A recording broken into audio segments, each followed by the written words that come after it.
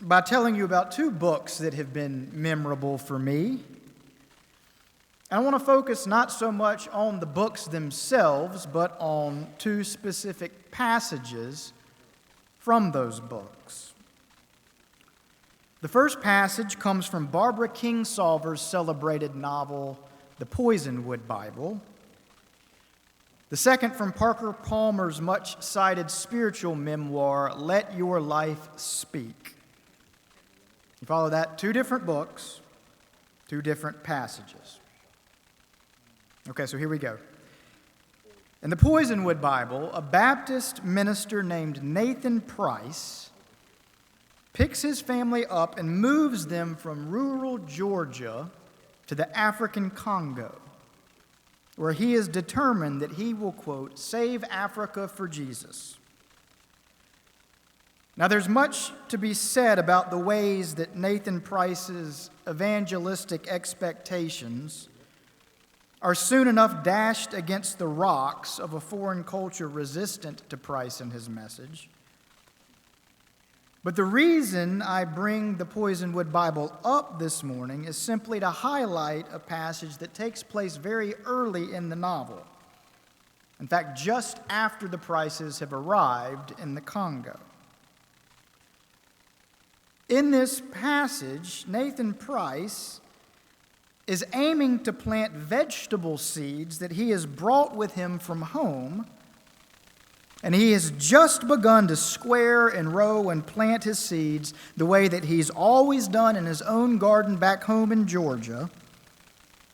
He's just begun this work when suddenly, while he works, one of the locals, a woman named Mama Tataba, comes over and sees what he's doing and warns him that the soil in which he's planting will be inhospitable to his seeds. What's more, she then tells him he can't plant seeds directly in this kind of soil. Instead, given this type of soil, she explains, he will have to build mounds if he wants to plant anything. To which Nathan Price responds dismissively, and I quote, Mama Tataba, I have been planting and cultivating soil ever since I could walk behind my father. Well, shaking her head, Mama Tataba responds that it simply is not going to grow, and then she leaves. And Nathan Price keeps right on planting the seeds the way that he has always planted. Well, what happens, as you might have already predicted, is that sure enough, the plants do not grow.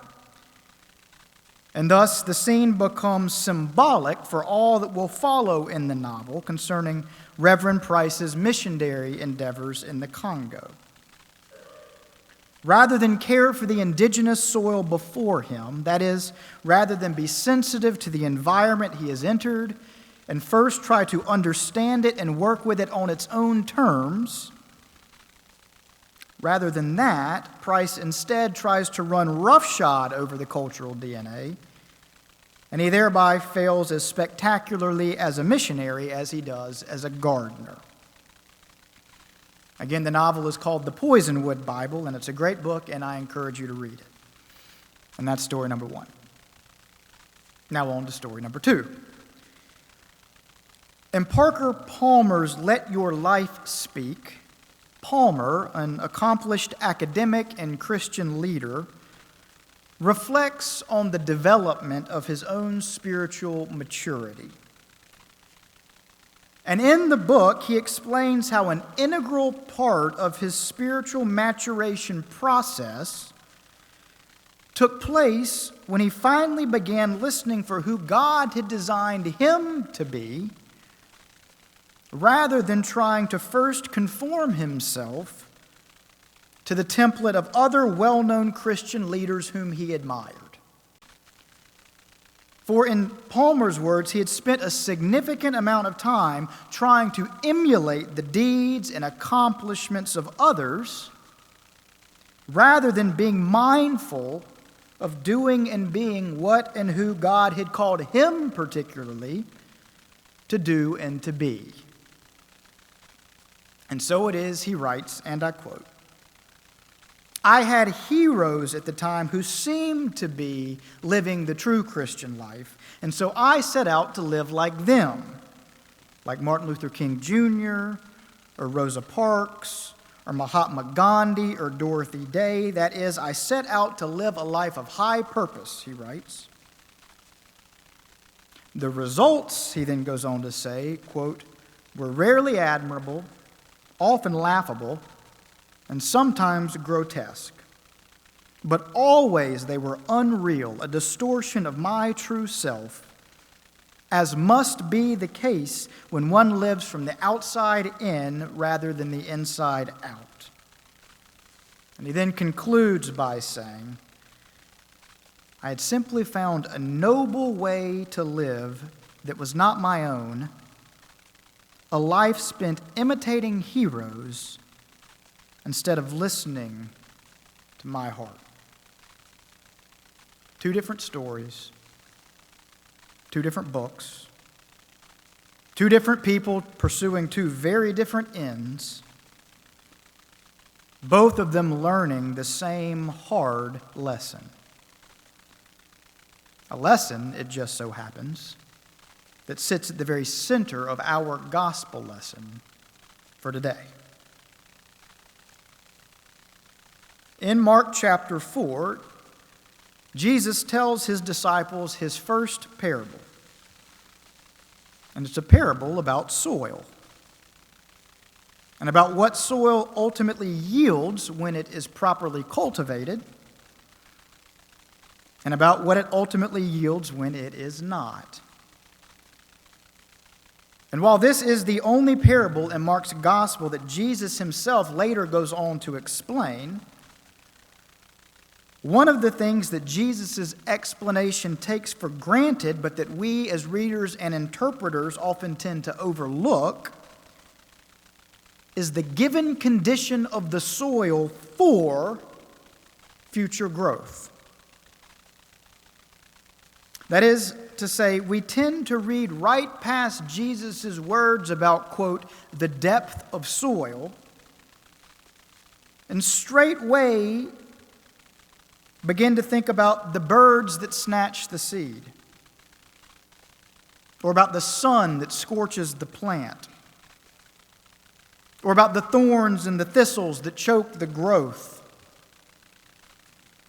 Or perhaps even more often than thinking about these, we straightway begin thinking about the fully matured plant that does grow to fullness, of what that looks like, of what that might look like for us, and of how desirable that state of being will be. Which is all to say, we have a tendency of reading this parable and of beginning to think about all of the things that might stymie our spiritual growth, and or beginning to think about what a state of spiritual maturity might ultimately look like for us,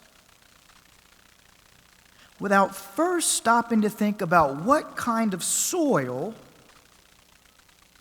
we will be growing our spiritual lives in the first place. Does that make any sense?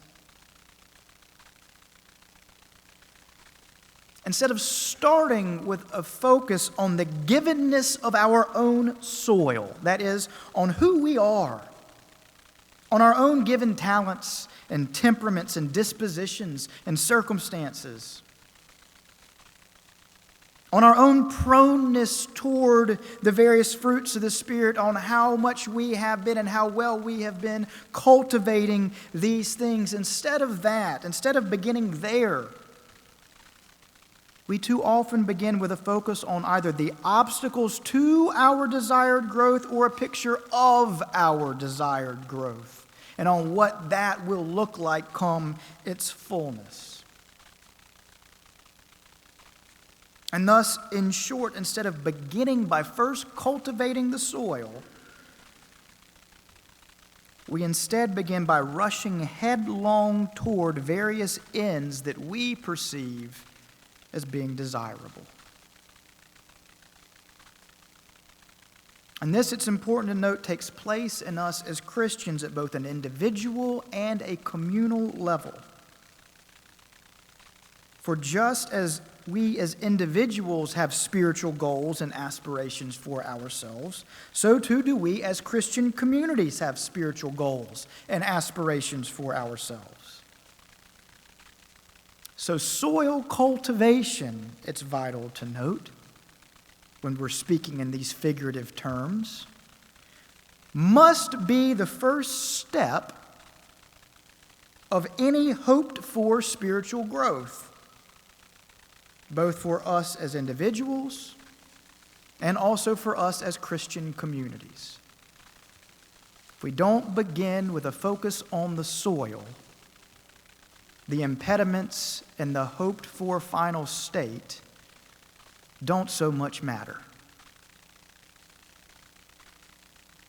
Leading me back to the Poisonwood Bible and the Parker Palmer book. What those two stories have in common is this. Both Nathan Price and Parker Palmer began with a concrete picture of how they thought growth was supposed to and would take place. Both began with a concrete picture of where they were headed and of how they were going to get there.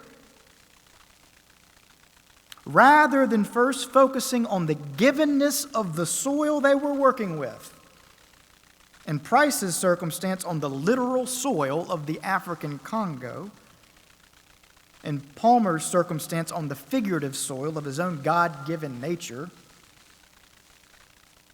rather than first focusing on the givenness of the soil, they instead rushed headlong into trying to force from the soil a final product that was either resistant to or not yet prepared for the specific things they were aiming to grow from it. They both knew what they wanted, but neither gave any prior consideration to the conditions necessary for growing what they wanted. And thus they both watched in dismay when that which they were aiming to grow was suddenly scorched and strangled and choked up by the inhospitable soil in which their aims had been planted. Do you follow? It's not that either of them had intrinsically bad aims in mind. It's simply that both were so preoccupied with their final aim and with what might get in its way that they failed to first remember and care for and honor the ground from which they were aiming.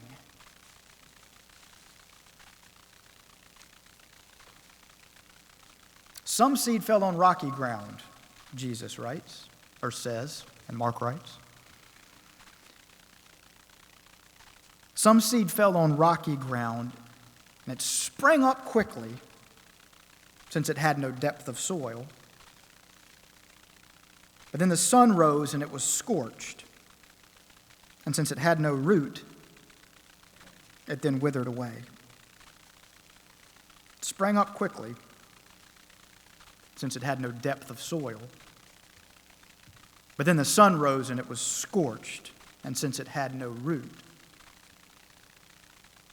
just withered away. Dear family, there is so much to be learned in our present moment from just this one simple verse. For we live in a culture of immediate gratification. Culture in which we want things, all things, to, quote, spring up quickly.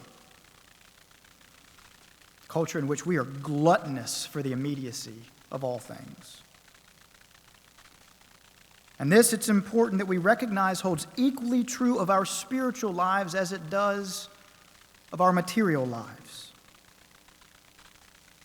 For like Nathan Price and like Parker Palmer, when it comes to our spiritual lives, that is, when it comes to our aims as Christian disciples, many of us know what we want And we know what it ought to look like, and we know how we ought to go about achieving it now.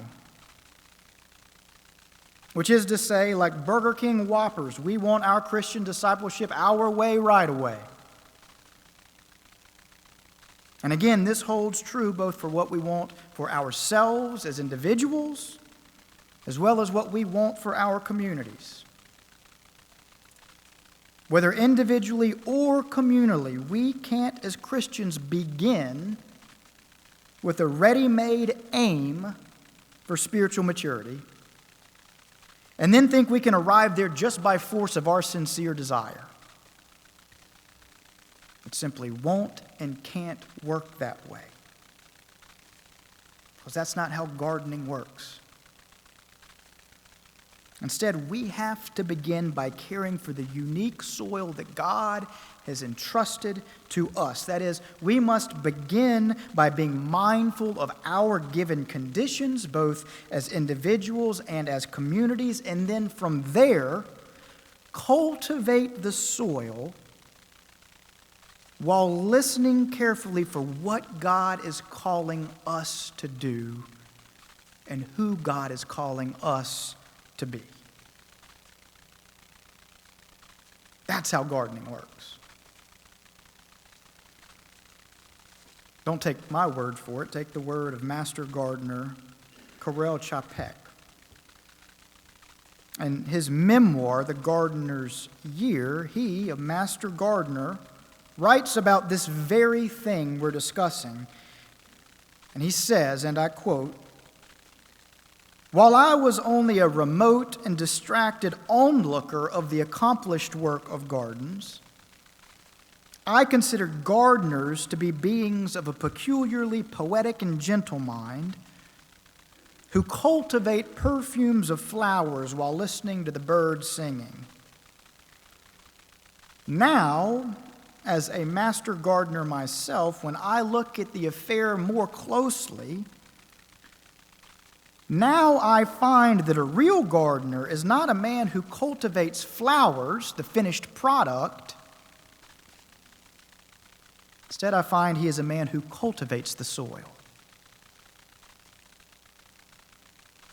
Listen to that last line again. I find that a real gardener is not a person who cultivates flowers.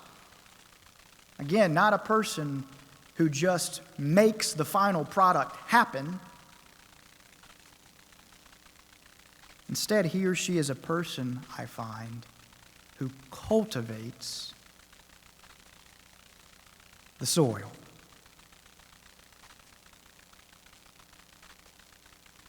Dear family, underneath the other important spiritual lessons that Jesus is teaching in this parable in Mark chapter 4, underneath all of that, here is the bedrock lesson.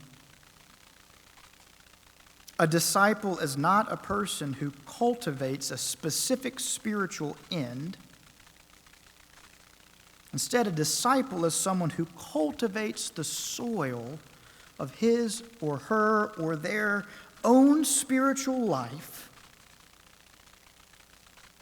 and then trust that God will lead them toward the proper ends for which God has and is calling them. Nathan Price, unfortunately, never learned this lesson in the Poisonwood Bible. Parker Palmer, in Let Your Life Speak, fortunately did. Would that we'd, in both our individual lives and also our communal life here at Boulevard, would that we'd be more like Parker Palmer than Nathan Price.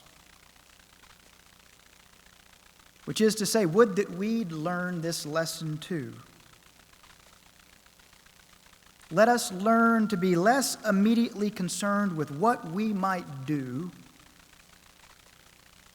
and become increasingly more concerned simply with who we might be. Trusting all the while that who we are and who we become will inevitably give shape and form to any substantive and authentic things that we might begin to do. which is to say, rather than predetermine what we think might demonstrate spiritual maturity in our lives, and then immediately set forth to bring that vision about, instead of that, let us first simply commit ourselves to being a little more loving,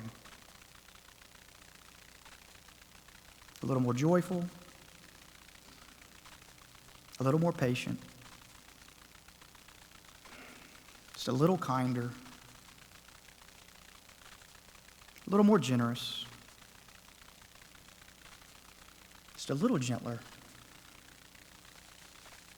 just a little more faithful,